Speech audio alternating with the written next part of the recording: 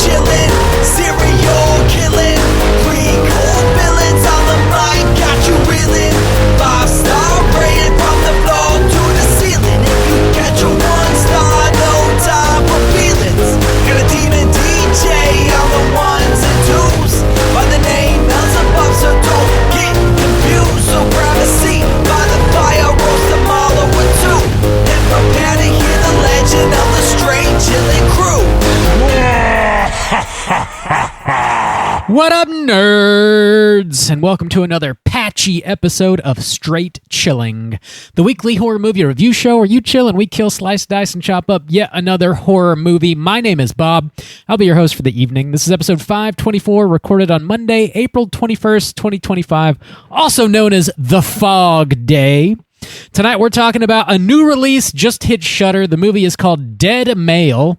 Before we get into it, let me introduce everyone else on the show tonight. First up, calling in from Washington, D.C., we got your boy, Randu.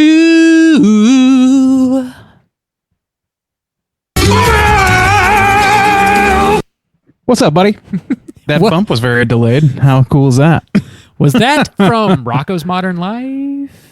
No, that is from a little show, seminal show by the name of Blue's Clues. Okay. Mm-hmm.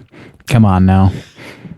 What am I doing? In my 30s, I don't know Blue's Clues anymore. I can't believe you don't have a mastery of children's television like that. Come on. Loser. Last but not least, calling in from Seoul, South Korea, we got Shaboy Soju. What's up? Oh, what up? It's your boy Postmaster Soju. Got a big package here for you boys. Which one's going to sign for it? God. Depends. Anything perishable in there? Oh, it's a little fragile. You got to handle it with care, Randy. Fragile. No can do, buddy. Fragile. I didn't know you were French. Interesting. Damn. I'm trilingual, Bob. I've been trying to tell you all these years. There's a huge award in there. Trilingual. Trying being the operative word. Trying to that's be T-R-Y, lingual. Trying to speak one language properly, and it's failing all the way to the bank. I need to be lingual. Mangs, deuce. I speak it well. Yeah, Mangs. That'll get you far. Juice, I noticed there was several scenes in the movie we're about to talk about involving ice cream. Did you feel inspired to go creaming I felt tonight? a strong connection. No, not well, no. Or this morning for you for your breakfast. But I did feel a strong connection to this film because of them. Are you going to be slamming fistfuls of ice cream in your mouth? I always do. God damn. Just raw dogging it What out is of the hiding? What is hiding in that carton? There's a little treat at the bottom. How many? It's like cereal. Oh boy. Ugh. Yeah, we're talking about Dead Male, but before we get into it, let's tackle just a little bit of housekeeping real quick. Our May poll is still posted over on our Patreon website. If you guys support us at the $5 level or above, you get the chance to vote on a movie we're talking about this May. Ray and Diesel, May was your takeover month. Tell us what's going on. That is true. So for my takeover month, I decided to do a slew of films featuring found footage freaks for the alliteration points. So we have a film called Be My Cat from 2015, a film called Man Bites Dog from 1992, and Milk and Cereal from 2024, just this past year. So I suppose Justin probably has a question for you. Hey, Bob, how was your trip to New York? What a swerve! Not the question I was teeing up, but sure. I've been really curious. No, Bob, how those numbers looking? Well, let me tell ya. Be My Cat, last place with 18% of the vote. Everybody likes dogs slightly more, so that's in second place with 27% of the vote. Oh yeah, dogs are better. But that's for sure. Let's be real. Everybody fucking loves breakfast, so Milk and Cereal sitting on top with 55% of the vote. I've seen people abandon all of their family pets for breakfast. I've seen it. You got to do it sometimes. That's that American breakfast, though. I mean, let's be clear. That real shit. Which technically qualifies as a full meal's worth of calorie, or full day's worth of calories. Years worth of really calories. just oh my God. dessert.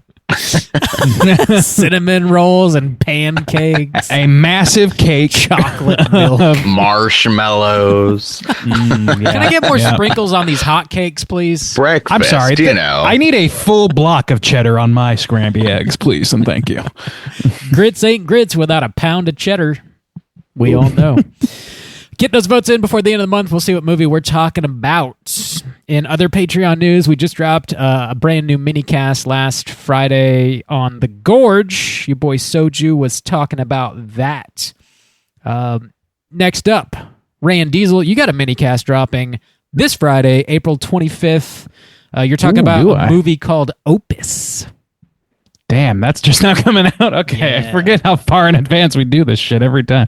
Yeah, I watched the film Opus with Ayo Adebiri and fucking whatever his dick is. I'll think of it eventually. He reminds me very much of the act. Floppy Dick. That's his name, yes. My boy Floppy over here. He does quite a number on this Oh, film. God. Was it punched too many times?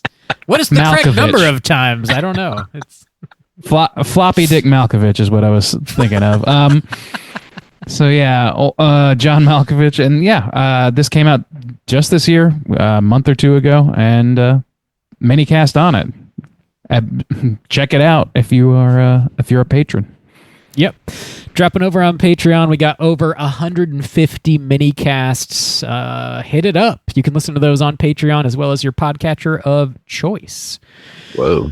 That's all we got going on for Patreon. Anything you guys need to plug? Not a I damn think my thing. house is clean. All right. Rob, is your plug plugged? Oh, we're plugged up. Squeaky clean. Ooh. This house is clean. All right, let's get into the main event. We're talking about Dead Mail, and we're kicking it off with the back of the box. What's on the back of the box? Bob, I know this box doesn't exist. How does that make you feel? Empty inside. Damn. It's got to come. I mean, I hope it comes out. Big blue hole physically. right in my chest. Yeah, right on your shelf, but you can't really tell. Yeah, somehow Look pretty full from here, actually. I don't spy a single slot myself. Yeah, Oh, I can find room. Trust. Bob, it's been about a year when you first moved in. We thought, oh yeah, it's going to take Bob a while to fill up all that new space he's got, and well, here we are. Yeah, Whoops. officially some load-bearing media shelves in that room now. Oh my God, I completely forgot. It's boys. Here we are. It's boys. It's boys. Boys, here we are right now. We are officially halfway to Halloween. Whoa. Oh, shit. Whoa, shit. boys. Announced right here on Straight Chillin'. It's official. Announced. Nowhere We're else proud has to announced announce it. that we have declared Nor that can it is they. halfway to I Halloween. declare halfway to Halloween. The fog day is halfway to Halloween day. Perfect day. Well, It's there a you go. There you perfect day. Eat candy corn, carve some jack-o'-lanterns, wear a costume. Time to start planning your Halloween costumes. You only got 6 months to go. Yeah, no, and they fly by. They fly by. Oh. Dead Mail, this will probably get a physical release. Shudder's been putting most of their originals out on disc, which is pretty cool of them to do. So keep your eyes peeled for that. This did just drop a few days ago. We saw this a year ago now at the Overlook Film Festival 2024, and we were pretty hot on it, but weren't really able to talk about it at length because it hadn't been released, and we didn't want to spoil it for anybody. But now we're very happy to do so. This has a runtime of 1 hour and 46 minutes. This was written and directed by Joe DeBoer and Kyle McConaughey, starring Sterling Macer Jr., John Flack, Thomas Boykin, Susan Priver, Mickey Jackson, Nick Heyman, handful of other lovely folks. Plot synopsis brought to you by IMDb is as follows. An ominous help note finds its way to a 1980s post office, connecting a dead letter investigator to a kidnapped keyboard technician. Boys, I know we've seen it all before, But would you recommend folks We've at home seen it check it all. out? I've seen it all. Buddy, I have before. seen it all before. Rand Diesel. Even that. I know what you're thinking. That too. Gross. You're so nasty. Yeah. Would you I recommend know. it? Yes, I would. We were very, very hot on this film, and I was a little bit afraid, actually, after such a long time without having seen it, that maybe it would let me down a little bit. But I'm happy to say it really didn't.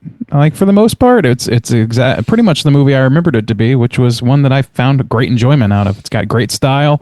It's a methodical pace, which I like, and a character study in some ways. I like it. I would recommend it. I think that it's not an action-packed type of thing, and it's a little bit more of like a slow burn horror than it is a barn burner. So keep that in mind. But yeah, I'd recommend it. Right on. Juice, what about you? Yeah, to echo that, like a general recommend. I do like this movie, but I do think, I mean, it is slower. It's not going to blow your tits off. It's not very tense, not very gory, not very scary. So it is very much driven by some interesting concepts and some good performances. But it is like a slower burn. It's kind of like a Misery light, you know. So it's not very thrilling or anything like that. But it's a good movie, got good style. But I could totally see people who are looking for something like actually like scary to thrill them, or just like a really goofy time. You know, that's probably in the movie you want to throw on. But general recommend. Bob, how about you? Yeah, I definitely recommend this one. I like it quite a bit. I think it's right to let people know it's not a barn burner. It's just something maybe a little bit different. You know, you throw it on and it might not be exactly what you would expect. And I appreciate that quite a bit. Yeah. And if you're into like synthesizers at all or synth music, Not really. I guess. pretty central to that. Or if you just are really into the USPS, Have a nice day. you love mail and like how it works, then this Love Oh, yeah. Because the mail never stops. if you really want to watch somebody solder a circuit board at length, this is the movie for you. So If Those that are sounds pretty- terrible, that's not a joke. So yeah, that happens I have- quite a bit. I have colleagues that work with the USPS, and Whoa, including their flex. investigative arm. So I've been like telling them about this for a year, and I think that they might have thought I was fucking with them for a while because it took so long for it to Movie doesn't become a real, exist. Why is become this a movie guy that trolling exists. me? I don't a know. movie about the mail's coming out, bro. I It's swear, coming. dude. I I swear, promise. it's I'm gonna be so in it. sweet. Why is it so late? I'm We're in it. supposed Tom to be Hanks is on in it. He time. plays my son. Tom. Tommy. Tommy Hanks. Tommy Hanky. That sounds like We call him. overall a recommendation from the Straight Chilling crew. I'd say medium to loose.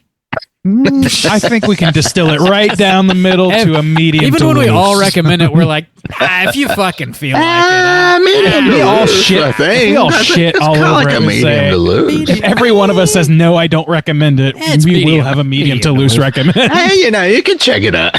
It's a pretty loose recommend. Check it out. mean, Really, just- like just we throw give it out. recommendations so we can tell people check it out if you want. Hey, do what you fucking That's want. their You're value. an adult. We don't give a shit. Whatever. Fuck you. Fuck us. Whatever. Have you heard of our podcast?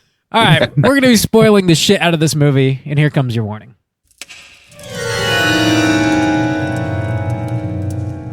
Spoiler warning.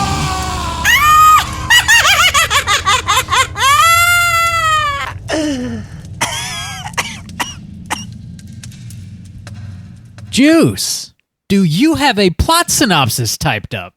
I just remember Oh. that I do. So I'm Sick. doing the plot I synopsis. expect you to today. keep it real tight now. All right, It's not don't let me tight. down. I Oh, no. leaned more into the loose this week. So, Oh God. all right. Here we go. Medium to Ready? loose. Well, we'll see. Oh God. Dead male. Start now. So the movie starts off in suburbia, focusing on a middle-class home. Oh. From the front door, a chained man holding a bloody letter crawls his way outside and puts the letter into a post box. He is then attacked from behind. Whoa. At the post office, a man named Jasper investigates dead letters, which are letters that have some kind of problem, like incorrect addresses and stuff like that. He's very good at his job, and he gets the bloody letter which says, "Help me, kidnapped, White Ranch House, County Road 119. His name is," but it stops there. He's got a guy who helps him as a kind of hacker, who can get information very easily. His name is Renee. Jasper lives at a men's home. A man's home. He lives at a men's home. I live in a man's He lives home. in a man's home. Some call it a cave, that kind of place. But he doesn't have a roommate. He meets a man in the bathroom who seems personable, so he invites him They to bunk with always him. do. Oh, yeah. Back at work, Jasper... I have a daddy kink. I bet you do, Bob. Starts investigating the bloody letter with the help of his friend Renee, and then he is suddenly attacked by his bunkmate, who then strangles Jasper to death with his belt. We then jump back in time. The bunkmate's name is Trent, and he attends an exhibition for synthesizers and keyboards. Hell yeah. Where he meets Josh, who is trying to sell his specialty pipe organ sound patch. Trent proposes that they collaborate, and Josh agrees, with Trent acting as the money mang. Trent is kind of a weirdo and becomes obsessive over Josh and continues to push the boundaries of their relationship. I decided that I'm lonely. Yeah. Trent becomes enraged when he finds out Josh wants to move to Japan to work for a Japanese company. He eats a lot of ice cream with his hands. Been there. Yeah. All been there, boys. Best friends moving to Japan. Just that was Bob when I announced I'm moving to Korea. Just fisting ice cream into my mouth. Just sitting on the floor like the mom in Blood Rage. Wow. Trent then abducts Josh and locks him in his basement and forces him to work on the prototype keyboard they've been working on. Josh tries to escape but fails, and that's when Trent chains him up in the bathroom. Josh tries to escape again, which leads us back to the scene we saw at the very beginning of the film. We then see that Trent also killed the post office maintenance man after he killed Jasper, and framed that guy to make it look like he had killed Jasper and then killed himself. The ladies that work at the post office do not believe this, though, and work to find out the truth. Renee has also been working on trying to find out who killed Jasper. They all work together to track down Trent's house and there they find Josh tied up. Trent flees the house after severing his partnership with Josh. Josh is saved and freed from captivity. Trent goes back to Josh's garage and eats a poisoned dish of chicken while listening to a tape that Josh had recorded of him playing his signature woodwind sound patch. Bullshit. Derivative. And then there are credits at the end that kind of say what everyone did after the story, creating the illusion that this is based on a true story, which it's not. Psych. It is not. It's such an interesting choice for them to do that. That's one of my favorite things about it, honestly. It's so brazen. We have the internet now. It's not like in the 80s or some shit where you could just look it up. Yeah, but even afterwards, I texted y'all and I was like, "Is this based on a true story?" Well, they did a good job. Like the similarity is there. I didn't think it was. It says in the credits. I didn't love the post-credit, like, this is where they are today. It just, because the story's over and it's very satisfying, and then you read those and you're like, I don't know, it doesn't really add anything to the story, really. It's an immersion thing for me, man. Because it looks and feels like the real thing. Yeah, they pick people that would reasonably. It creates enough reasonable doubt to say, like, yeah, this story's not so bombastic. It's not so out of the realm of reality. And the pictures that they use for the people that they're putting in there, like, I don't even necessarily know if I like looked at the information like about where Josh is today. And if I did, I don't really remember what it said. But it just said that he can't be found, or like he's gone into seclusion or something like that. Yeah, I mean, it's just like I don't necessarily love it or hate it, but it did create that idea in my mind that this could have happened. So it really just kind of works in that way, I guess. It doesn't need it. Like I could absolutely, like, the argument that it's necessary is not there, but I like it. I just think it's a nice quirk to add on top. It didn't do it for me. It was like it actually, I mean, the movie was over, but at that point it felt like I mean, we know this isn't accurate information. I don't know. It's just a weird choice. It didn't really do much. I for me. didn't know though. I mean, it's within the realm of possibility that this could have happened. Oh, I'm alone. Well, I mean, it's the I'm first alone time in I my saw this. I mean, principles. it's been a year, and like the first time I saw this, I did have that reaction. Like, wait a minute, this is real? That can't be true. And then like it gets to the final frame, and it's like, oh, all characters are all events are fictitious. Oh, see, I didn't even make it that And- far. So it wasn't enough to keep watching the credits, but it was enough for me to be like, I wonder if this is real. Should have just waited like 30 more seconds, I guess. Bob, you can keep those principles. There's a handful of interesting choices in this movie. I mean, pretty much all the other ones work for me. That was the only one that really didn't. The main thing that jumps out at me watching this movie is the sort of the change in protagonist. There's like sort of three, I would break this movie down into like three separate parts, each being led by like a different protagonist, but it all feels very seamless. And it's I think it's like a bold choice to do that, because I think you could definitely lose an audience anytime you switch protagonists. But they're all very like interesting people in like the flow of the narrative. Just kind of, it just winds from like one person right to the next, and it's not jarring in any way. It's just sort of an interesting thing to see a movie do, because they rarely do that. That's true. And I think it all hinges on Trent Whittington, who's like the central antagonist of this, being as strong as he is. Tying like, the room together. Yeah. He is tying the room together. He's a nice rug of a man. And and I don't know, like I think that like also all of the characters are, well, with the exception of Josh, I guess. Josh is very much on an island. He doesn't know any of these people until like he is rescued, basically. But as far as the post office goes, so much is centered around that for obvious reasons, called dead mail, that like it's not that big of a shock once Jasper's out of the picture, and it's just these two women who we were introduced to earlier, who have no real strong significance other than just being place setting at that point. Them taking it on themselves. I don't know. It does flow nicely into itself. It does that backtrack to show Josh's thing, and it recontextualizes some stuff we've seen, and then it reuses the Chekhov's protagonists in what was her name? Anne. Yeah. And the other woman as well. So I don't know. I like that too. I'll tell you the quirk of this movie that I like the best. Like, it's the aesthetic for me that gets me in this. The way that this is shot, and I don't know the technicals of any of this shit, but it's got that weird like grainy flicker that makes it look like it's projected through an old projection unit, like not a laser projection, like not a digital production at all. It really has like that sort of backlit flickering going on that I love.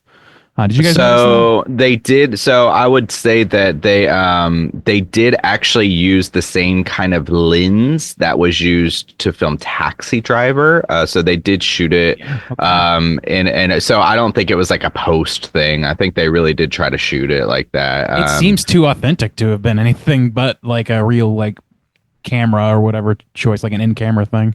Yeah. So they both said they really loved like film grain, and they did everything they could to not make it look like some digital aspect of that, to try to keep it authentic. So they did fucking fabulous with that. It really feels like this movie has it's so dated and yet weirdly timeless at the same time. Did you guys feel that at all? Like, it's clearly set in a very specific time.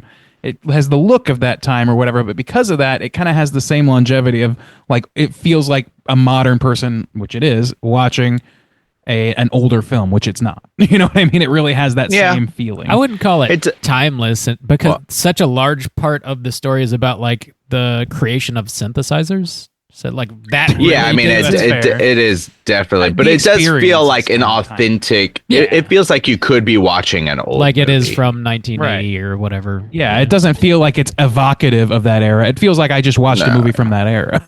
It does. It's not doing the 80s nostalgia bait with like the hyper neons and the synth that's like way too saturated and bassy, and it feels like actually it's more realistic. Especially agree, the settings that you have, the post office and the men's home, and then this Midwestern home.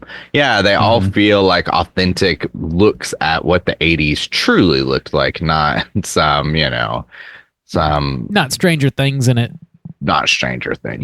Which, I mean, there's plenty of room for that, but there's also like so many people have gone that route. Like that's almost played out again, like, Yeah. in retro languages. I haven't seen rather a lot of movies that really do this sort of like lived in 80s. Yeah. And when they do, it's kind of like something like Wet Hot American Summer does that great, even though that is still centered around teen culture. So you still get a lot of like those things that are off in mind, like Creedence references and shit like that. This doesn't have any of that. This is like a bunch of dorks from the 80s and a bunch of working stiffs from the 80s doing their thing and playing it pretty naturalistically. Yeah. Yeah. I will say this is the second watch, and you mentioned it in your recommendation, Randy, but I actually thought this movie for me did lose a little bit on the second watch. Actually, not a lot, but what I found, a couple things were a little surprising to me on the second watch. The first one is going back to the idea of changing the protagonist. I thought the first moments with Jasper were longer. I thought it took up more amount of the time. So I was checking because that was such a surprise to me. He's killed, I think, around the 20-minute mark. And that was such a surprise to me that there was still an hour and 20 minutes left of the film without that aspect. And they do a little jump backwards where then we get the maintenance man scene and stuff. But that actually doesn't last too long. So I was actually kind of surprised by that. And what I found was that a lot of that extra time that was left kind of dragged a little bit more this time around. I guess it's more of the moments with Josh and Trent, like in the middle, I guess. Felt a little long in the tooth, I hear that.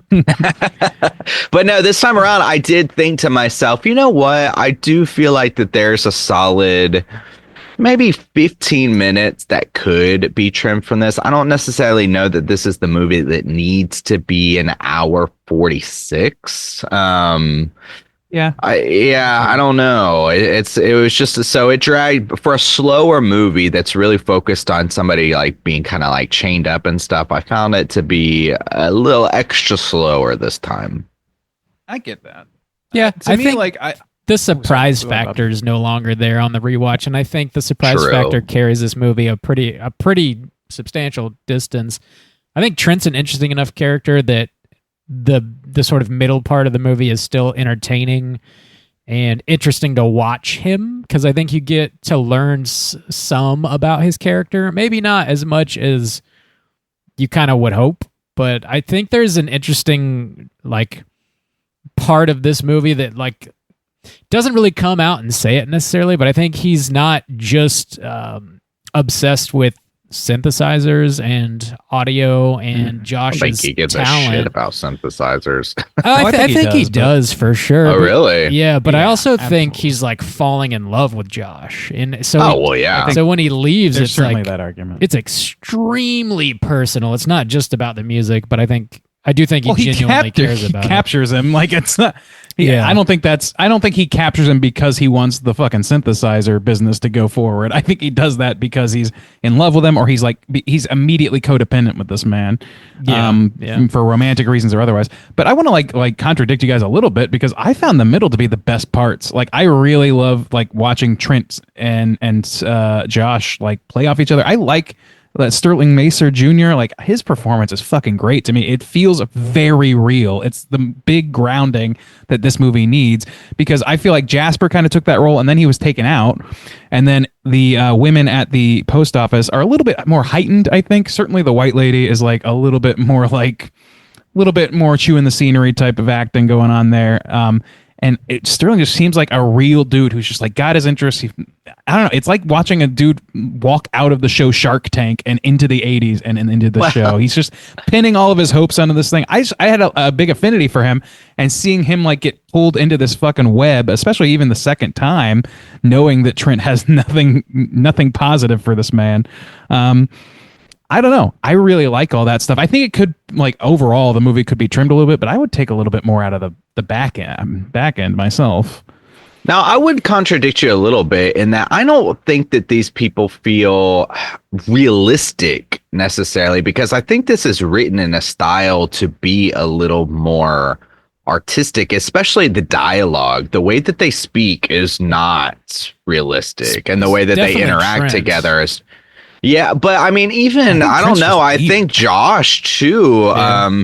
The way he talks is, I think it's written in. It's all not to this extreme. But it kind of reminds me of things like Killing of a Sacred Deer, where they all talk in this slightly kind of heightened way, and their interactions are kind of like that. So I would say Josh, Jasper, and Trent all have that kind of aspect to them, where the ladies are a little bit more natural. Maybe even the maintenance man is Wow, kind I feel of like totally that too. the opposite. Like, Really? No, I Yeah. did. So for you to say like, oh, it felt very natural. Like when I see Trent and Josh speaking together, I don't feel like I'm really watching two people's true interactions. I feel like I'm watching type of artistic scene play out, but it definitely we're very much on the opposite ends of that. I feel like the lady's accent at the post office for one thing kind of grated on me for starters, but like that whole that stuff seems very like, oh,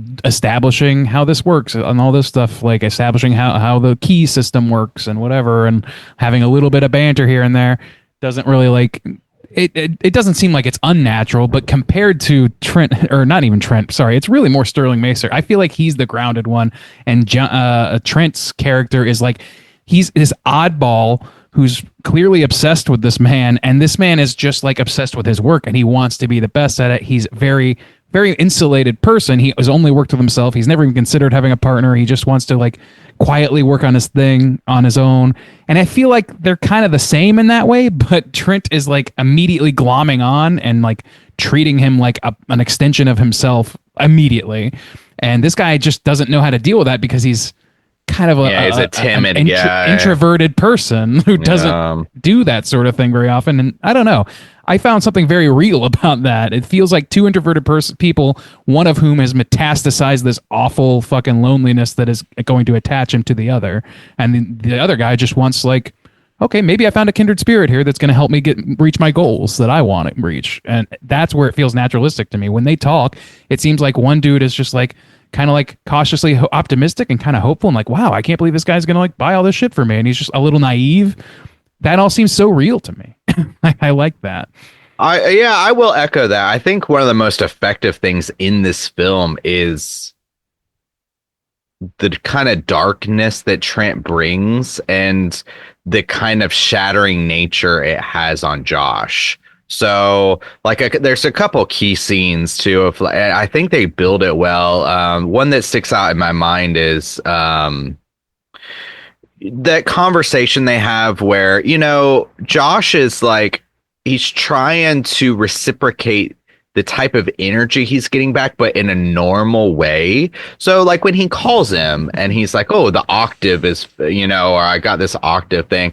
And then Trent's like, ooh, you know, mother always said celebrating. He's so weird about it. He's such a weirdo. And he's really, like trying to just push him to have dinner. And then he's like, leave the phone on. Let me listen to your work. And he's like, what are you talking about? And he gets like turned on by it. It's wild. Well, and it gets heightened because even at the moment of, you know, Josh is about to go into the basement and he's had enough signals to be like, all right, going into this basement is making me unsafe or making me feel unsure, but it hasn't been pushed enough to not keep him from going down there completely.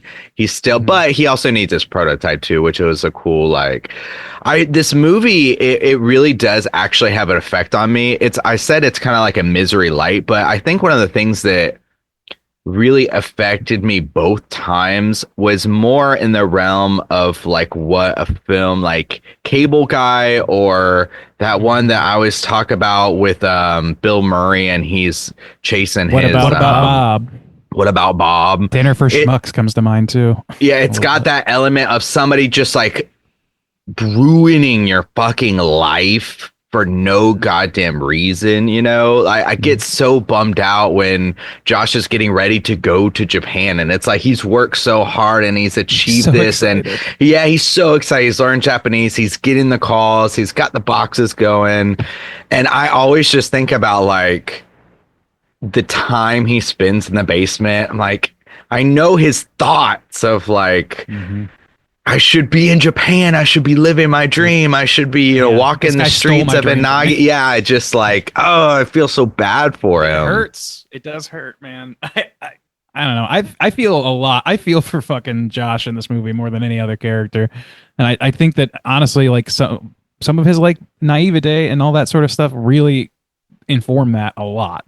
And Trent is such an interesting character though, because like he's not like a mustache twirler at all. Like this is not like a bog standard villain. He is mentally maladjusted, but he's not even like Kathy Bates in Misery, where he's like flying off the handle every so often. He's very methodical in everything he does, which is kind of almost more scary in some ways. He reminded me more of a Norman Bates kind of character. Yeah, absolutely. Well, the mother context certainly didn't help. Mother boy. Mother always said.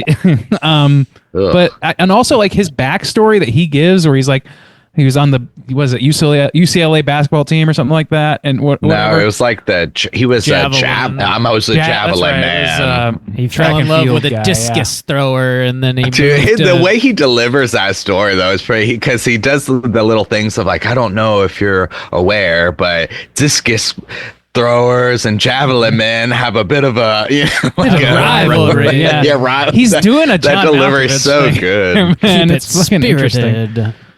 Yeah, but like that whole backstory is so like it's like they do a good job of kind of justifying the mindset that this twisted person has to be in the second time he's fallen in love or otherwise like found himself fixated on this one person who he has ingratiated himself to, and he's like, well, this time around, do I let him go or do I enact a snare that I've developed? Like I could do that, and he sits there munching his ice cream in his basement and conceives of the whole plot right there. I love that scene. That seems good.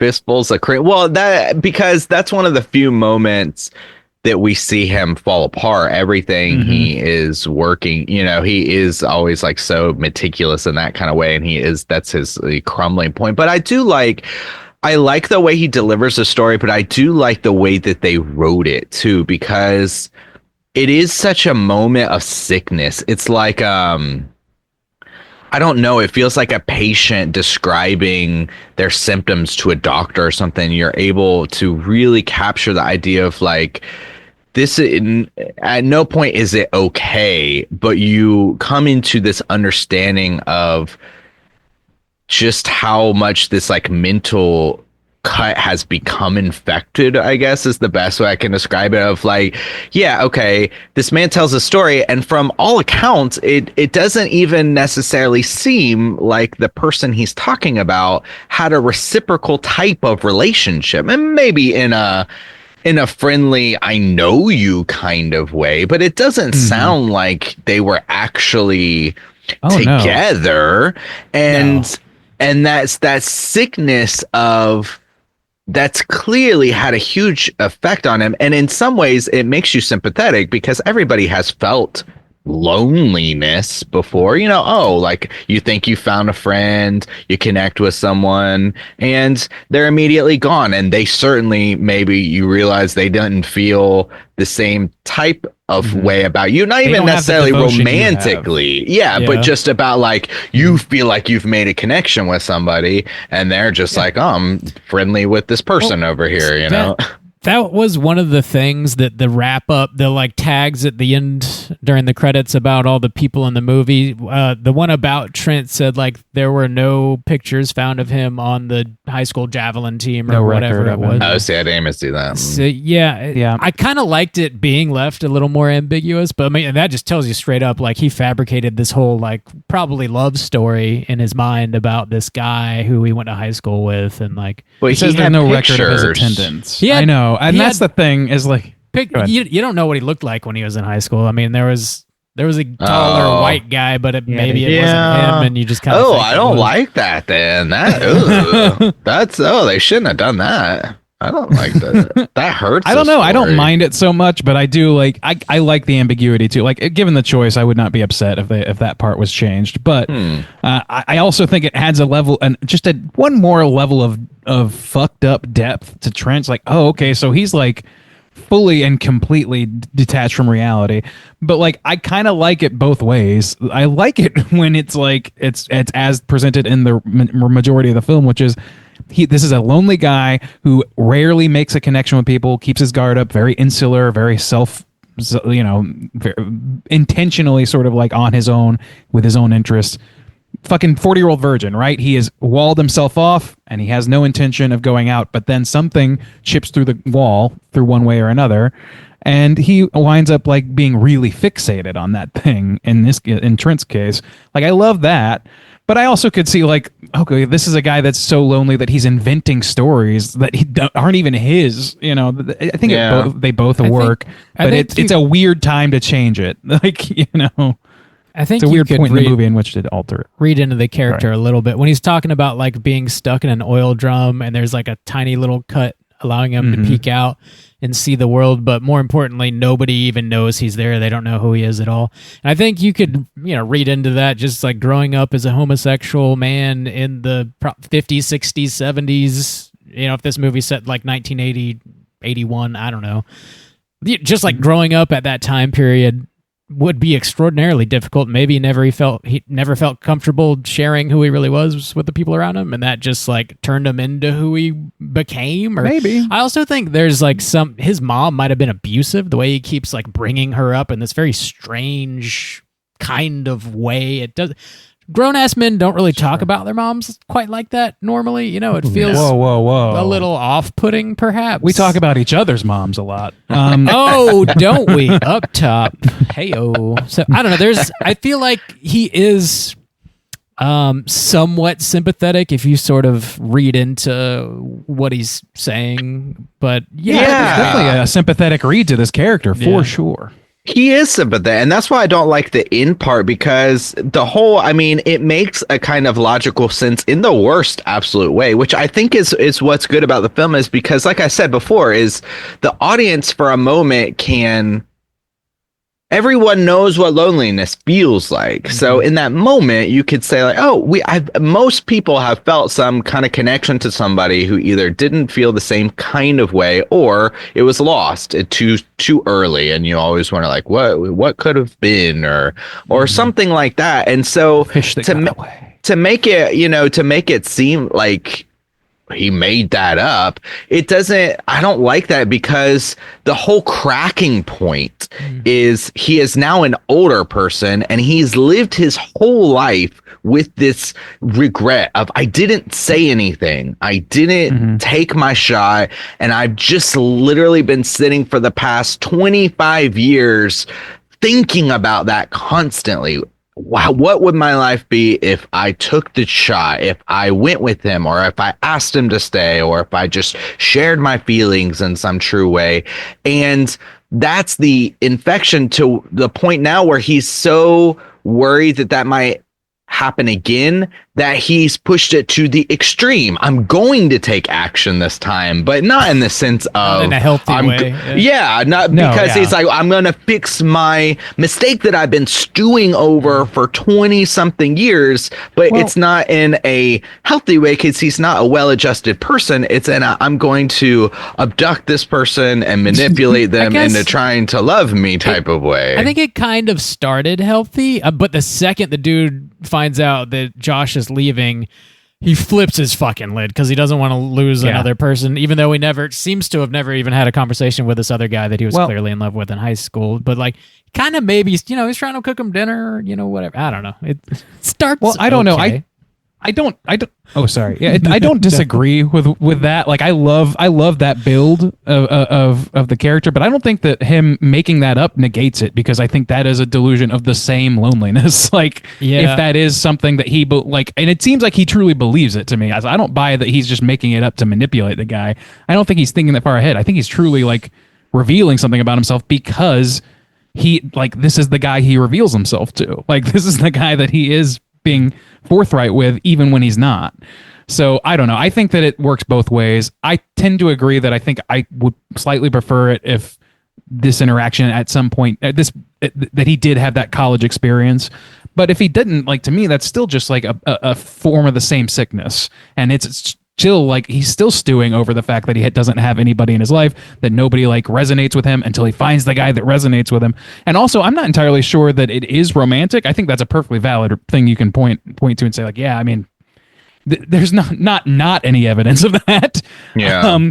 But at the same time, I feel like it kind of, there's nothing firm to where I kind of think he could be just like an asexual, lonely person who found a kindred spirit. Like That's true. People, yeah. I think, I don't know. That's kind of how I read it. Like, just the first time, I can see it being like a latent homosexual thing, but I think it might just be like a starved for camaraderie Connection, thing as much. Yeah. Human connection. Like, I think that's like the core of it. Whether it's sexual or not. I really do think that it is about that, just being so devastatingly lonely, not having anyone to share and I like that that's built into the psychology of the other actions that seem like a lot smaller. Like he is doing his best to nurture a natural relationship. Well, no, he doesn't like. So to me, it's very weird to be like, "What's your favorite? Or what do you want to eat?" And instead of just being like, "Hey, let's go," you know, it's totally normal to work with somebody and to hit a breakthrough and be like, "Hey, let's go celebrate. Let's go grab a drink. Let's go get some dinner." But instead, he doesn't know how to process it like a normal fucking human. So he like goes in a story about his mom and he tries to make this like fake date. And like every piece feels like somewhat manipulated. It's just because he doesn't know fucking how to be like, hey, let's just he's kind of love bombing him. Like, this is what fucking like cult leaders and abusive relationships involve a lot of the times, is somebody being like he's like being very revealing of himself and like, I'm letting you in, like I'm being so generous as to tell you about my mother, and like I want to treat you and I'm going to buy you all the things you need. You just mentioned that there's voles sneaking in. I'm listening to every word you say and I'm going to give you everything you want. But the minute that you start that you do anything against that or that rebukes that in any way, whether or not it's intentional, if I feel rebuked after all of that effort I put in, fuck you. You are now going to suffer whatever wrath I have in mind. That's what an abusive person does. And this guy is like weirdly abusive to the one person that he's actually connecting with in his life, maybe, or second. I don't know. I think it's really interesting. And then I'm going to be like, Mother was a strident believer in rewards. Let us go to lunch, co-worker. We're just normal men. Just see what the response might be. Yeah, but I think that is a lot of the strength of this film. But also, too, I think that resonates in other moments of this film. I mean, I think that this film does a really good job tapping into the kind of human experience of loneliness. Because even at the beginning, the first protagonist that we follow is Jasper, who it's very easy. I remember one of the things that stuck out in my mind about the first one is that twist of you're following Jasper. And one thing that I remember is how surprised I was that it was so easy to kind of connect or care about Jasper in such a short amount of time that by the time his death happens, that it is impactful. And that's why I think this time around I was even more surprised that it was shorter than I thought it was. That makes sense. But yeah, I mean, but even in that, it's such an interesting situation, the way this movie starts, that the whole theme then is about loneliness, because you have Jasper and really, when you actually go back and analyze it, if Trent wasn't so fucking weird and kidnapping people, his opportunity to make a connection is best when it's Jasper. Jasper is the one who also kind of resonates. He's kind of lonely. He doesn't have a bunkmate. He invites this guy and they just have like some casual conversation about like their hobbies and about their lives. And he's just kind of opening up to him in a normal kind of way. And Trent can't deal with that or have that because he's kidnapping somebody and murdering somebody, you know, like stalking Jasper. You know, they're not. Yeah, really. He's there with having a from the jump. Yeah. No, I know, but from like, no, you're from right. the Jasper aspect just met at the post office of knowing that there are other people out there that also feel in the same way that you do, and there are avenues out there in ways to meet people and to share a very normal conversation and things like that. But because Trent has that's the thing, is he's dug himself into this hole, this oil drum that he's talking about. He's like, he's put himself in there, and he just digs himself further and further down to when there's any type of interaction that would be what he originally wanted, what he originally needed in life, this interaction. It's like he's too far down to be able to accept that. I definitely read into him being like originally put in that oil drum by like society and probably also his mother, and just not feeling like he's able to be his true self. Maybe. So like I think that's part of it. I think that's definitely part of it. Whereas like Jasper, I believe you just see who Jasper really is, and he's very comfortable in his own skin, and he might be lonely, and maybe he's going through some other stuff that isn't really in the movie. He's staying at the men's home or whatever, but he's got a job he's really good at that he likes, and he's respected, and I don't know, he seems mostly comfortable in his own skin.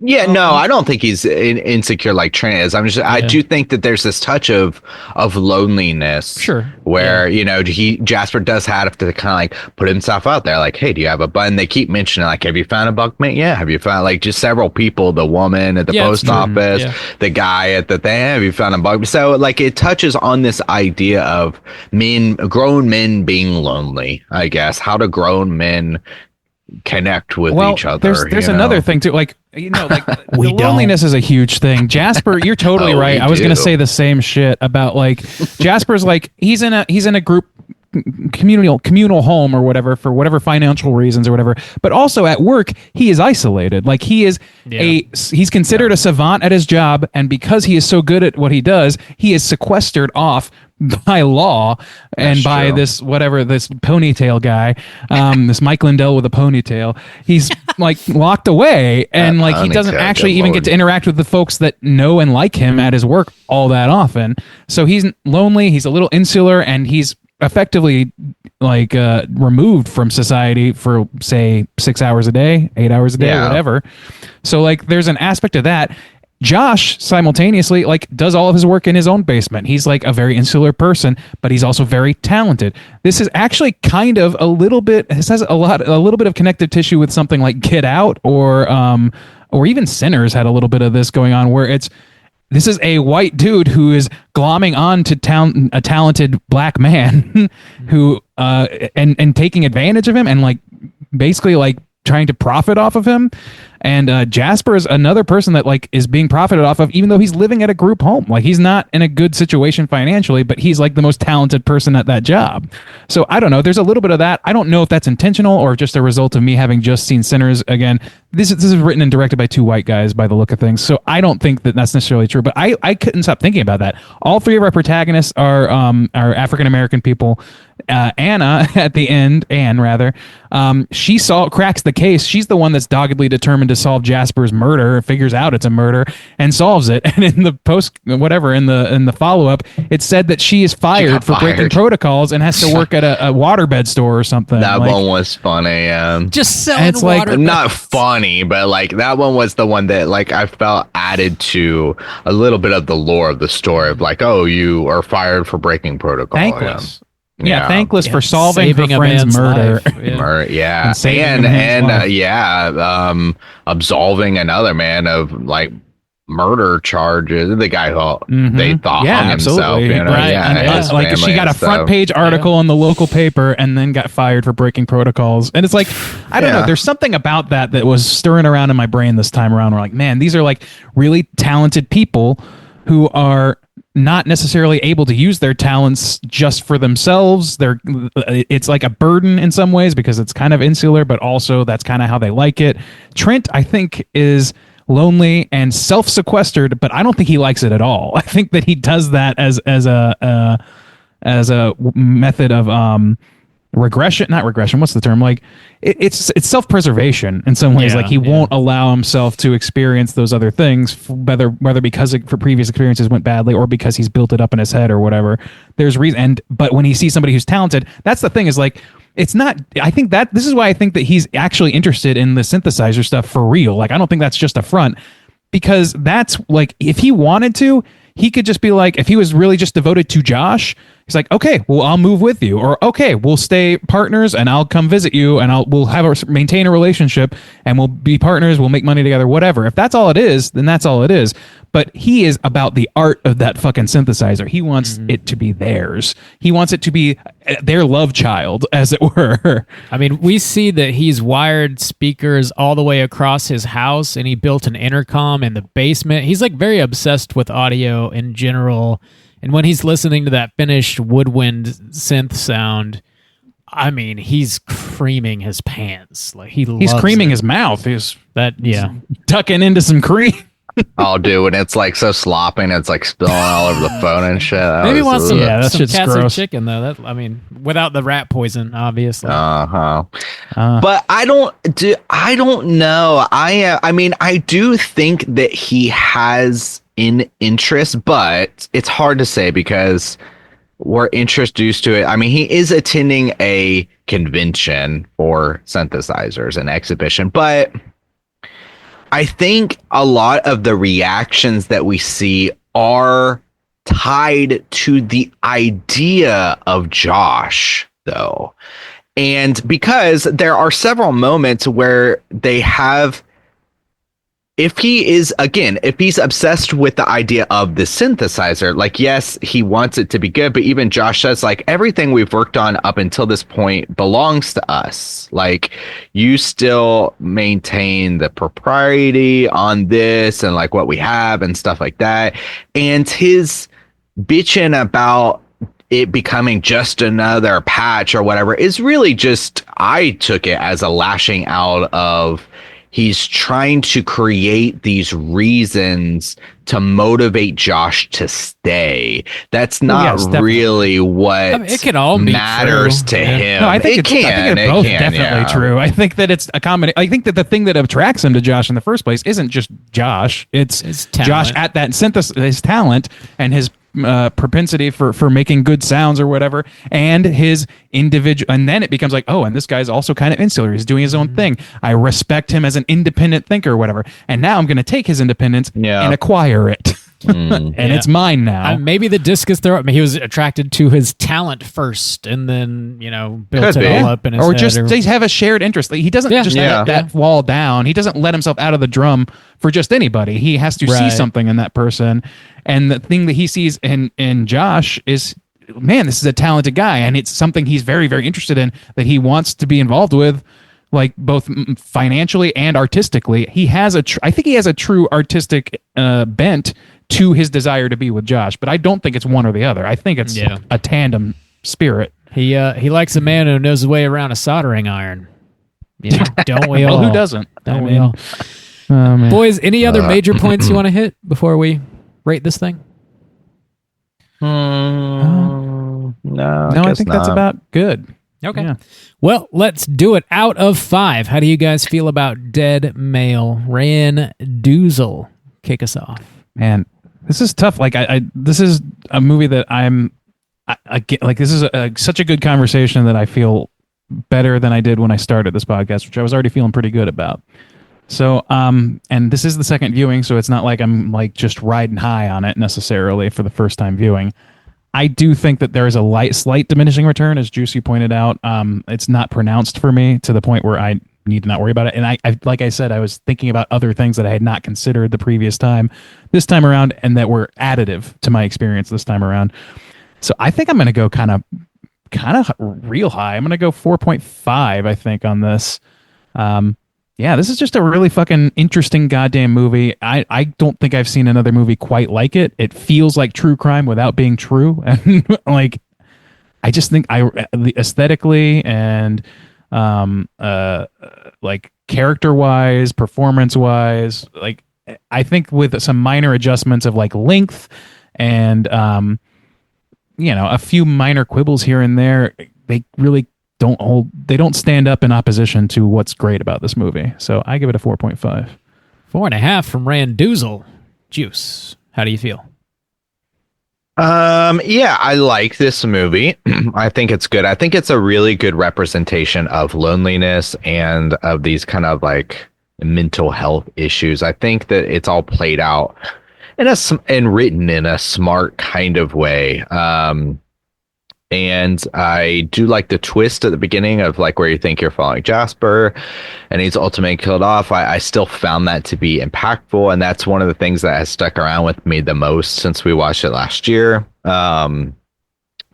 But yeah, this time around, I did find it to be a little bit slower, and I did find the ending maybe to not have as much impact as I thought. Like him eating the chicken is good, especially with finding the tape about that Josh actually did kind of in some way, like, was respectful and like cared about him and it was like naming the woodwind after him. And those things that like, if he wasn't such a weirdo, obsessive prick would have gotten in his life, he would have just worked with Josh. He would have gotten that. He could have, gone to Japan too, or like visited his friend in Japan, or some like just if he wasn't a fucking weirdo.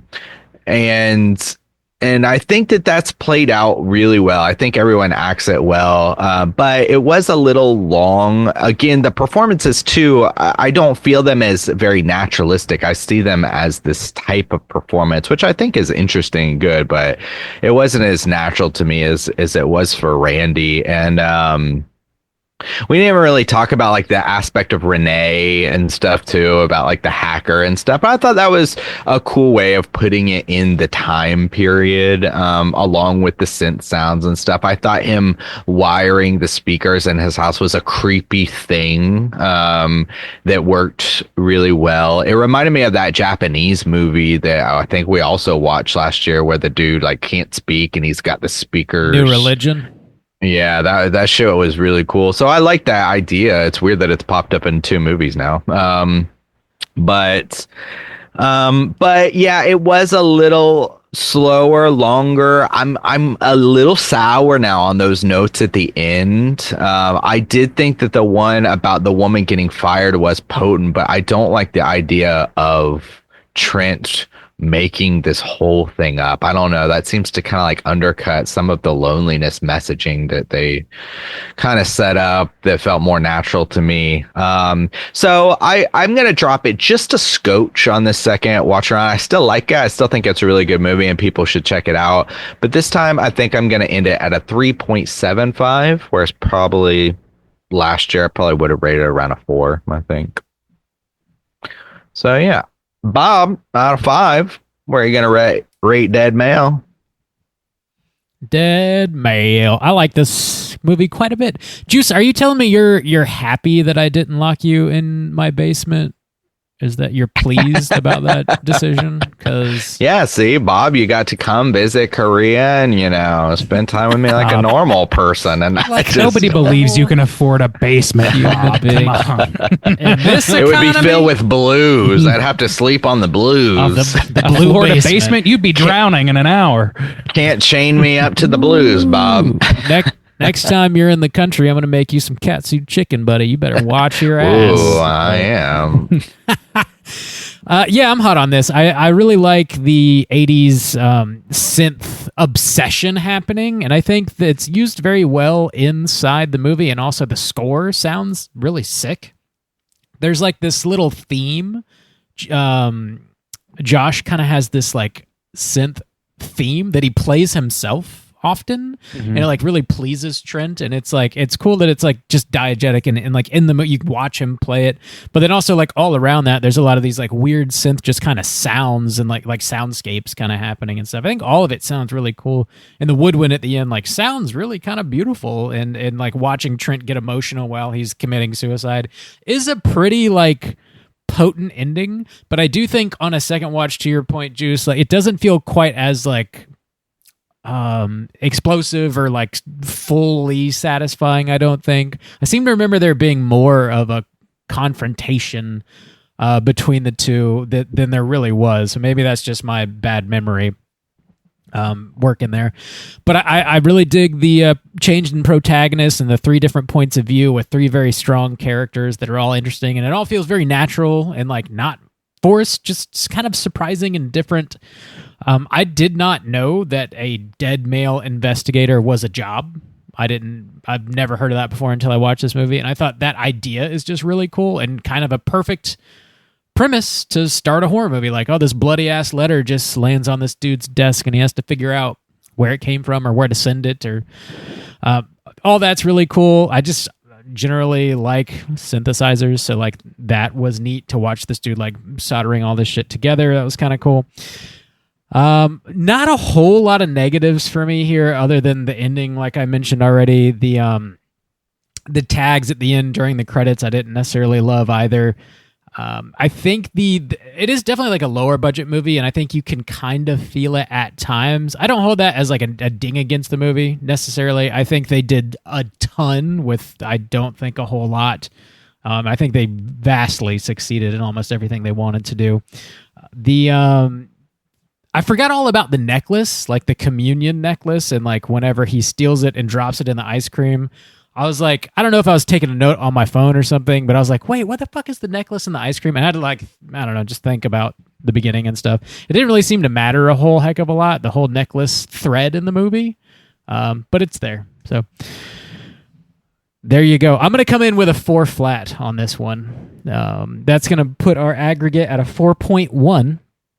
Let's go ahead and jump over into our Rotten Tomatoes segment and see what the critics and users have to say. Certified fresh to death. Okay, gents, this is the Rotten Tomatoes segment in which I'm going to have you guess within the best of your ability what the aggregate positive score is for Dead Male on RottenTomatoes.com. Normally we would do Tomatometer and Popcornometer, which is the critics and the users respectively, but there is fewer than 50 ratings from the popcorn meter, the poop meter. So no aggregate is given there. That's a shame. I hope got to pump them up.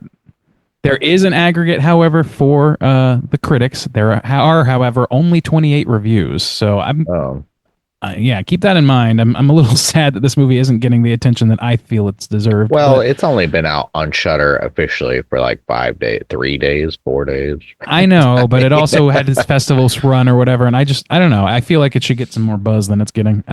Anyway, that's just me, Mr. 4.5. Why don't we start with Bob today? Out of those 28, yeah. Why don't we see what you think, Bob? 28 reviews. What percentage are positive reviews? I would like to think this is going to be really, really high because we all seem to dig it. I can't recall if we've spoken to anybody at all that has seen this movie besides us. I don't think so. I don't know. So I don't know. Maybe we're off. Because you guys didn't even see it in a theater last time, right? Didn't we all watch it? It was like a screener. a digital screener. Yeah. So I wonder if maybe Liz and Jay, Scariest Thing podcast might have seen it. I feel like we might have had a conversation with them, but I could be misremembering. I don't, not that I recall anyways, but yeah, I'm going to come in high. I'll come in with Project 86, please. Oh, the boy. That's what I was going to take. I was going to take the boys. You're going to have to take the other boys. Damn it. I don't know what the other boys are. You're going to have to figure that out. Shit. I agree. I think that's what I was going to take. I was going to take the 86 boys. Because, yeah, I mean, 25 from the critics, I think generally people are not like when you're talking about it being an aggregate. I think that not a lot of people are going to have problems with this enough to rate it low enough to drop it into the rotten category. So I think it's going to be overwhelmingly high in the positive category. But I mean, it is slower and it is very stylized. But I think the critics are going to like that, especially if it's 25 people who are getting screeners at. I mean, these are all from the festival shit. I mean, I would assume. So I'll just $1, Bob, with the 87. I think it'll probably be in the higher realm, but I'm not sure. Right. 87% from Soju, 86 from Bob. There are 28 reviews, and one of you is just 6 percentage points away from the correct answer, which is 93%. Oh! Soju's walking away with this one. Only 2 of those 28 reviews, at least on the blurbs, are negative. I don't know if that makes sense. Yeah. So, in fact, normally I would go into, and it's not certified either. By the way, there's too few reviews. You gotta have like there's no aggregate. 90 hell yeets to get certified. I'm happy the movie. Open up a can of Whiffus. I'm happy the movie's sitting at a 93, but I'm tired of your mouth. I'm gonna fill it with katsu chicken. Tired of your sweet pink mouth. I'm gonna pack it so full of ice cream. Ice cream. With your fish. Yeah. Oh my God. Put a little cream on my knuckles and start serving it up. Oh yeah. Anyway, a knuckle Sunday. Ooh, don't threaten me with a good time. Damn. Yeah, this is there's no like critics aggregate phrasing here or whatever, and I read the negative reviews that are on here, and they're just not that negative. They're not that interesting. So sick. I think we can pretty much call it a wrap on Rotten Tomatoes. All right, we did it. Juice, was there any other trivia that you didn't get to mention? No, not really enough to hit the bump, so we can skip over it. All right, looks like we're talking to trigger the bump. We're talking Cooter of the Week, boys. Straight chillin'. Cooter of the Week.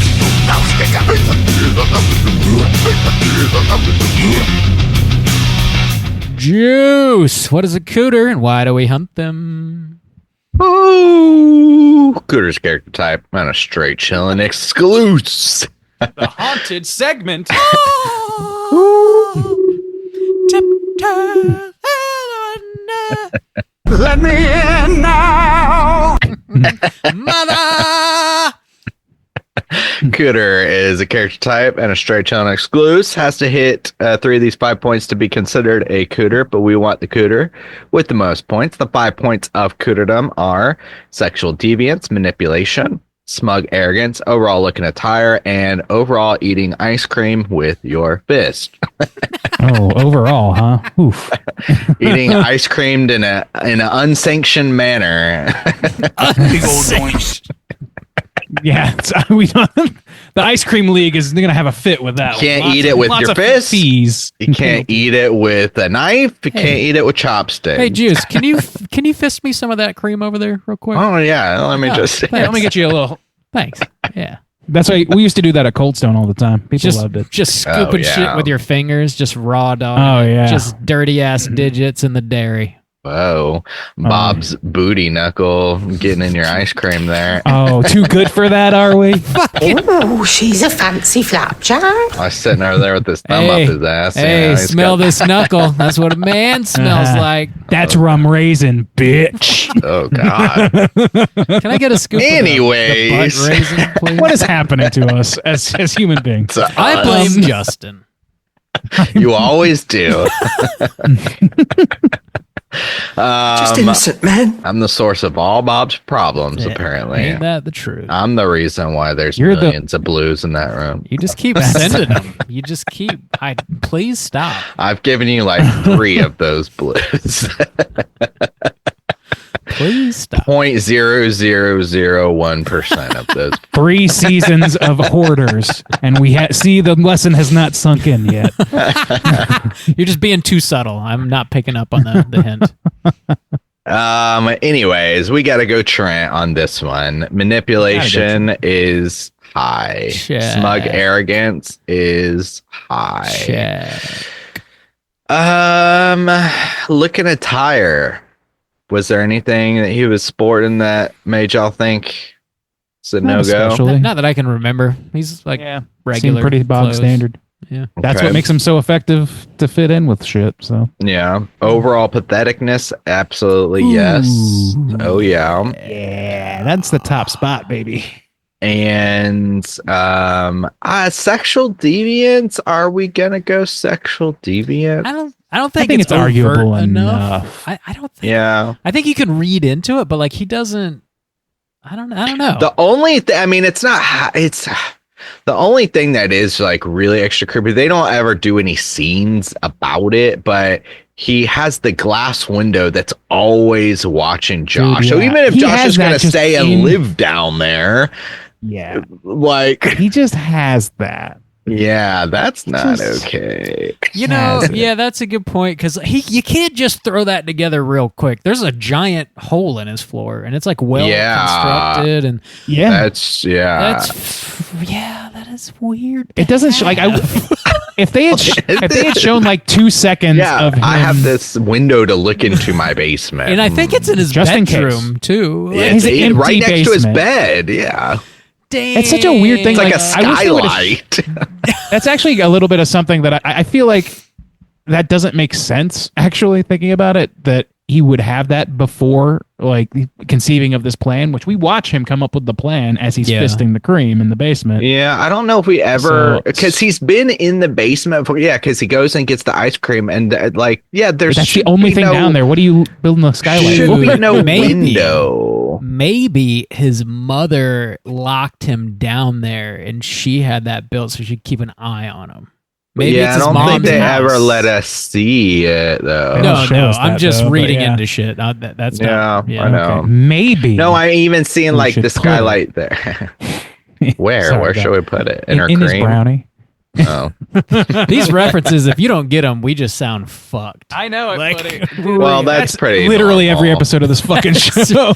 Yeah, that's These guys are that is- fucked. I like it. Arrested, our podcast? Arrested Development references. That's what No, we're no, at. no. We're just Yeah, fucked up, We're bro. just. I'm a little fucked up. If you don't like it, this ain't the podcast for you, I'm a bro. little twisted. I'm You a need to little go bit listen twisted to some freak. weak ass shit.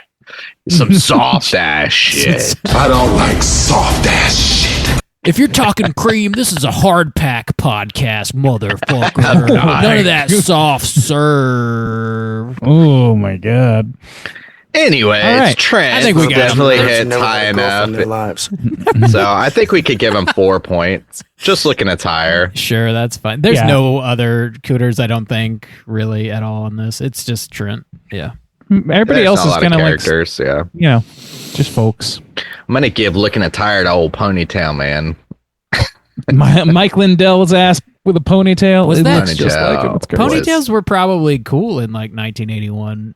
Probably. Cool on Probably. 45 to 50-year-old men. I don't know, Bob. I mean, I don't know.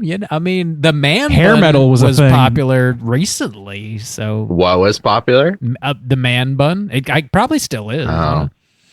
That What man did bun. you hear? Also, I didn't hear it. I mean, mullets are coming back for crying out loud. Like, what's Oh, they are. They're back, but they're not coming. They're here. mullets and Oh. Jinko Oh, they're jeans? coming multiple Anything times. is possible.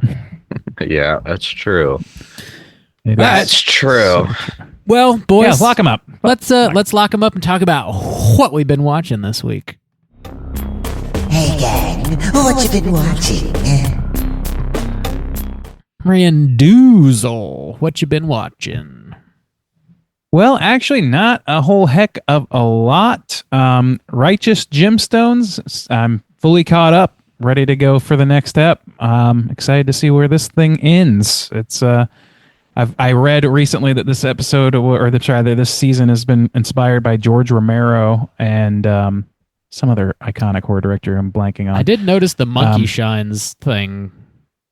No, I didn't notice that, but I did notice like a lot of horror references, just like directly showing like Friday the 13th Part 2 and yeah. stuff. They're playing dress ups. They are dress them ups. Dress them up. What is it like? What is the award that he's going for again? What is that?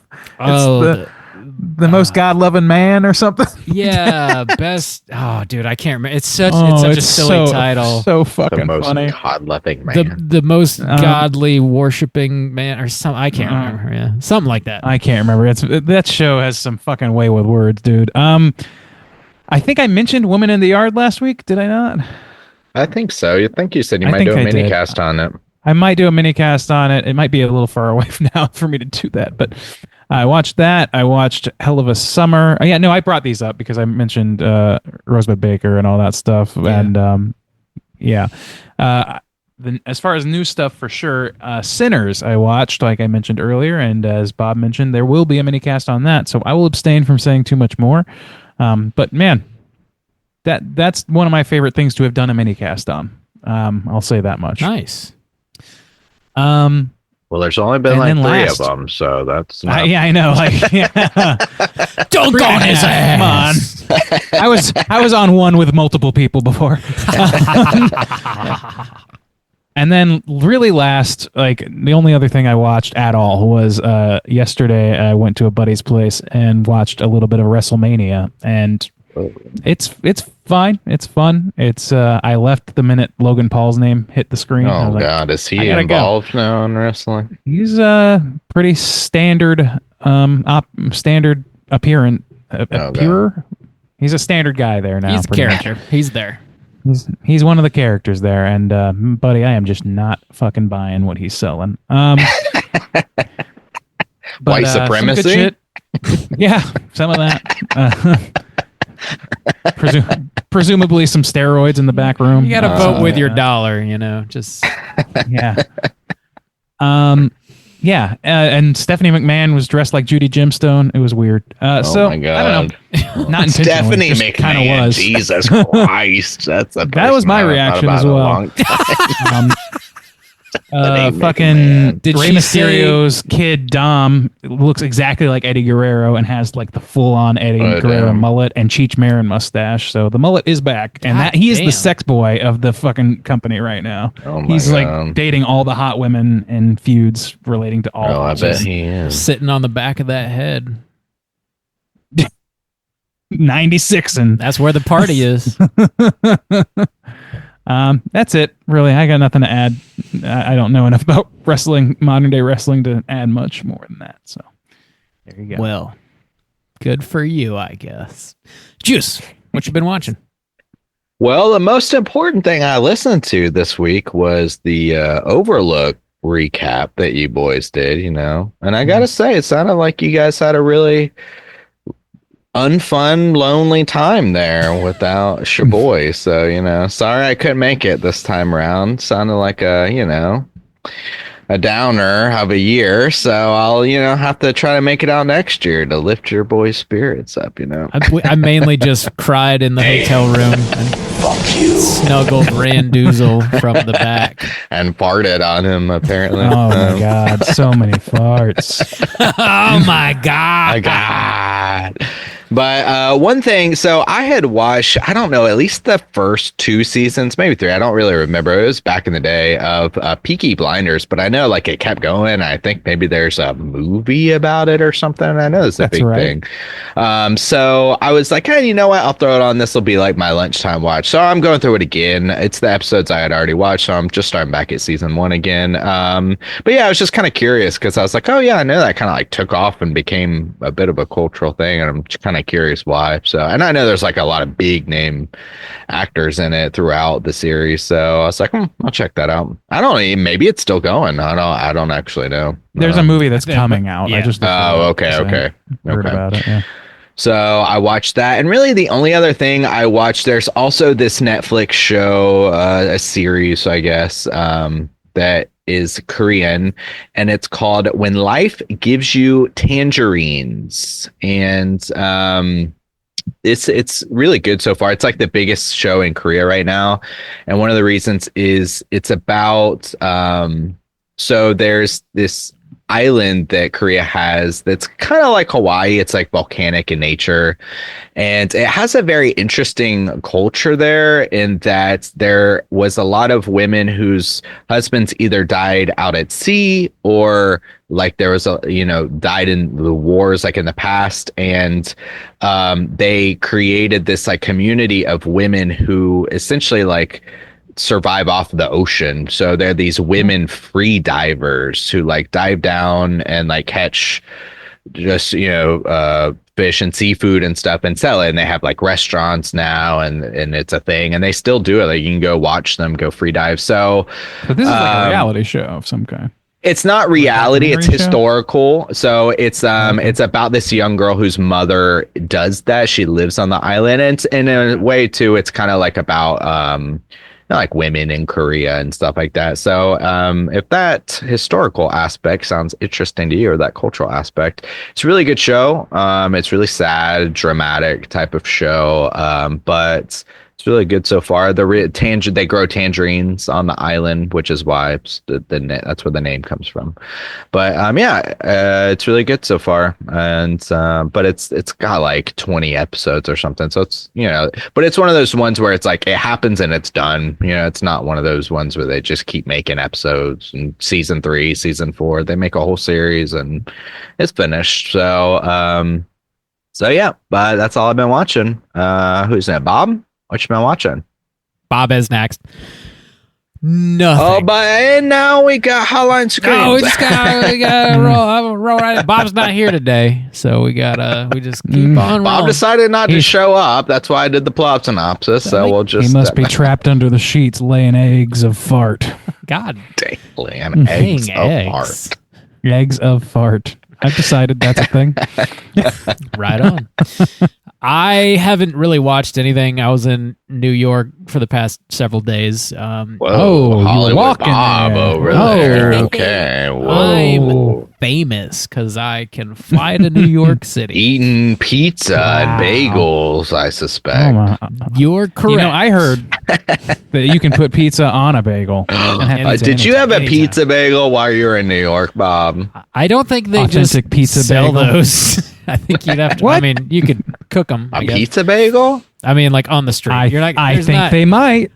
You're not walking into a parlor and buying pizza bagels, is what I'm trying to say. Oh, parlors. You We're only just eating don't know at the real parlors New York these days. spots. I see. Yeah, I didn't want to like big time y'all, but I guess you leave me no choice now. I just really got to do it to you. Big old doinks. Big old doink time. Yeah, the food was great. We had pizza and bagels, and it was all really quite delicious. We did go to Radio City Music Hall while we were there, which I'd never been to before. It's beautiful. It's built in like 1933, I think, and it all looks like it's from 1933. We saw Aziz Ansari do some stand-up, and he's nice. Pretty fucking funny. I don't know. They had a camera there. They were filming it. I don't know if it's going to be released anywhere. Whoa, Bob. We're going to rip on you. That next special is going to come out, and you're just going to hear. This loser, he's probably got a podcast. White guy, glasses. Yeah, podcast. Am I right? Probably. Who's that motherfucker that just laughed like a balloon releasing? Whoop, whoop, whoop. Sounds like a pod person. A pod. Yeah. I think that's my favorite bump that we have now. Sounds exactly like a pod person. Apparently.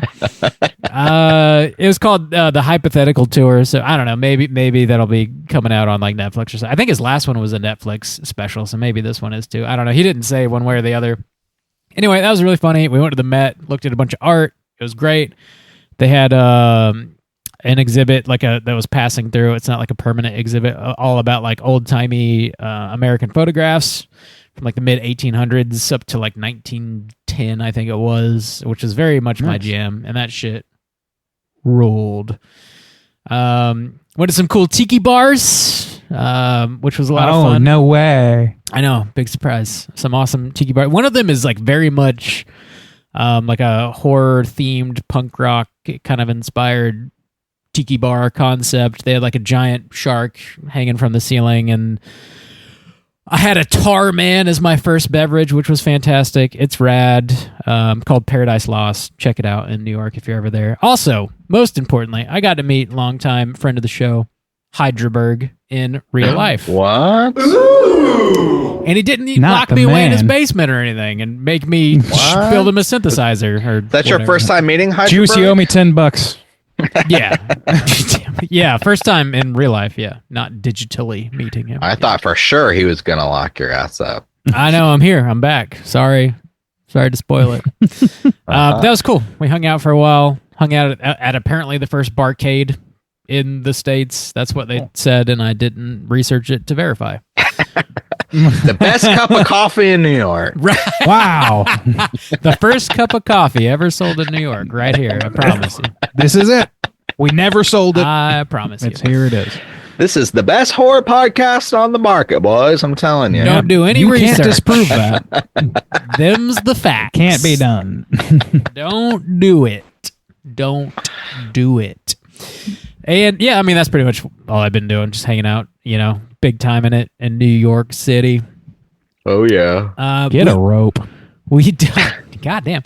We don't have any voicemails this week because. Oh, I'm sorry. I Nobody guess, loves it. I guess we'll just, sit over here alone in our corners Guess we'll just have to lock someone away in our basement because we're so lonely. and watch them through our skylight. Guys, I gotta go. I got a gallon of ice cream to fist in my mouth.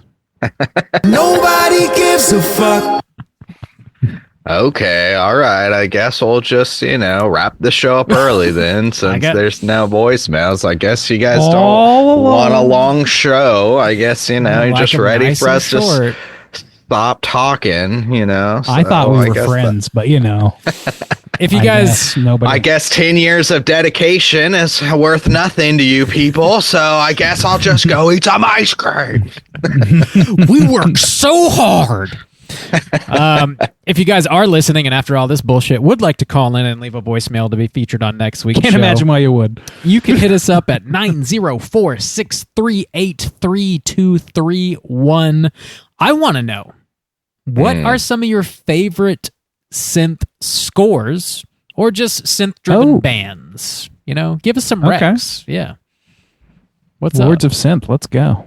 What is... I know nothing about that subgenre myself, so I will be very lost. I found an artist today called Shredder 1984, which is very much a modern artist, but that's making, synth wavy type stuff. That was pretty cool. I was digging it from what I heard. That's my They recommendation. have a synthwave playlist somewhere out there. Yeah, you do, and it's good. Is it cool? got- That's good to hear. It's got some... I haven't listened to it recently, but I remember banging it for quite a while. It's good shit. It's got some good shit on Banging it. it. Just banging Whoa. it. Stop banging my playlist, bro. Just stop making it so good. Let's see some artists that are on there. The Midnight, Le Matos. Oh, that's from that movie with the kid on the bike. It's like retro movie. We covered it. E.T. Summer Great of movie. 1984. No, it's Goonies, yes. Turbo Very good Kid. movie. it's kind of like Turbo Kid. Yeah, Okay. I was about to say it's kind of like the Goonies. Yeah, Lorne, Ooh, that's a DYE, Yes. Gunship, Time Cop 1983. So that's kind of like Shredder 1984. We got all the years. We got all the years. The year bands. Boy. Scandroid. There you go. There's some synthwave for you there. Scan Droid. I'm more particular to Japan Droids, which is a real band. That's a great band. Yeah. Japan droids. Japan Droids. Kicking ass. Yeah. Call in 904-638-3231 with some synth scores or bands. Synth Rex. Hit us up. Next week, we're going to be back with a brand new show. As always, we're talking about the winner of the April poll, which was A Nightmare on Elm Street 2. Oh, shit. Deuce. We're deucing it. Fuck. The deuce is loose in your Oh. nightmares. Oh, yeah. It's nice to get some good movies in our feed these days. Whoa. Randy It's been a has while. climaxed live. Oh. Is that what it sounds like when you climax, Jude? Buddy, a lady never tells. Because that would, I imagine, be very off-putting. That's the sound. I have to imagine. That's my secret, Bob. I never climax. I'm in a constant state Always of on climax. edge. When I do, brother, you'll know it. The world will feel my climax. The world will be covered in ectoplasm. The earth will open up and cavernous hordes will come out and spray across the land. Jesus Christ. Hey, what's that weird cult in Central Florida that think is going to rain tapioca pudding or whatever when Jesus comes back? That's going to be when Jesus I'm sorry, climaxes. Yeah, you told me about really? that, Randy. You worked Tapioca for pudding, I don't one of remember them. that. Maybe maybe it's mayonnaise or something. That's I not forget. a part of the cult. No, Yeah, that's not it's the gonna end days. rain Jello or something. I don't know. What? Gonna rain Jello. Yeah, they I've worship never spoken those words out loud to Tapioca, anybody the god or of in my mind. tapioca pudding.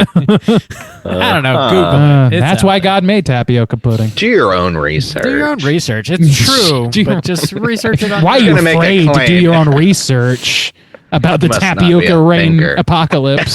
That it's definitely true, bro. Trust me. It's true.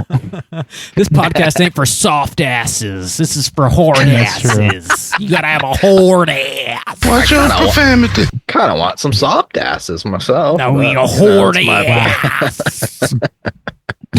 Pillow soft, please. If it's gonna be touching the back of my head, I kind of want it a little soft, you know. You I want it memory foam. want to have your skull cracked open by some rock hard buns?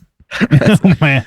Between a rock and a hard ass. For those pillow buns. That's precisely where I like to be. I'm gonna look for a guy with a round, muscular butt.